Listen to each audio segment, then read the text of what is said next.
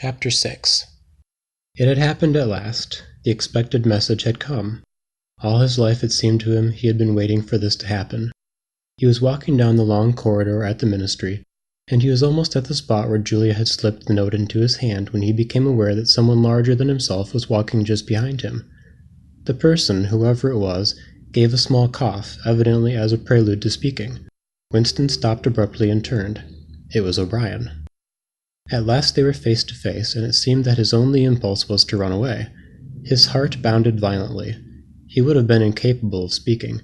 O'Brien, however, had continued forward in the same movement, laying a friendly hand for a moment on Winston's arm, so that the two of them were walking side by side.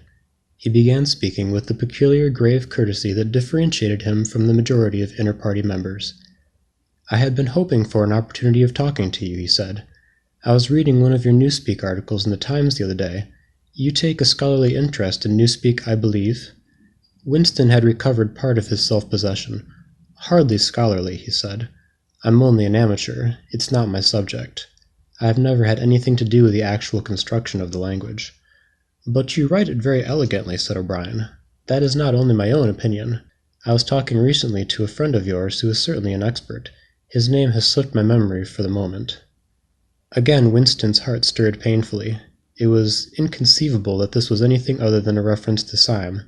But Syme was not only dead, he was abolished, an unperson. Any identifiable reference to him would have been mortally dangerous. O'Brien's remark must obviously have been intended as a signal, a code word.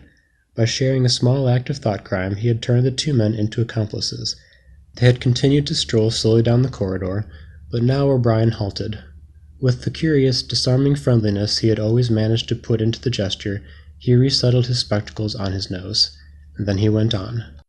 "What I had really intended to say was that in your article I noticed you had used two words which have become obsolete, but they have only become so very recently. Have you seen the 10th edition of the Newspeak Dictionary?" "No," said Winston. "I didn't think it had been issued yet. We are still using the 9th in the records department." "The 10th edition is not due to appear for some months, I believe. But a few advance copies have been circulated. I have one myself. It might interest you to look at it, perhaps?" "Very much so," said Winston, immediately seeing where this tended. "Some of the new developments are most ingenious. The reduction in the number of verbs, that is the point that will appeal to you, I think.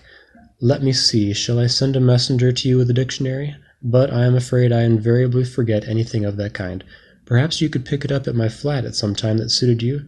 Wait, let me get you my address." They were standing in front of a telescreen. Somewhat absent-mindedly, O'Brien felt two of his pockets and then produced a small leather-covered notebook and a gold ink pencil.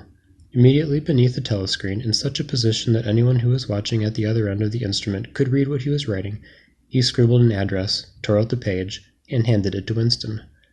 "I'm usually at home in the evenings," he said. "If not, my servant will give you the dictionary." He was gone, leaving Winston holding the scrap of paper, which this time there was no need to conceal. Nevertheless, he carefully memorized what was written on it, and some hours later dropped it into the memory hole along with a mass of other papers. They had been talking to one another for a couple of minutes at the most. There was only one meaning that the episode could possibly have. It had been contrived as a way of letting Winston know O'Brien's address. This was necessary because except by direct inquiry it was never possible to discover where anyone lived. There were no directories of any kind. "If you ever want to see me, this is where I can be found," was what O'Brien had been saying to him. Perhaps there would even be a message concealed somewhere in the dictionary. But at any rate, one thing was certain.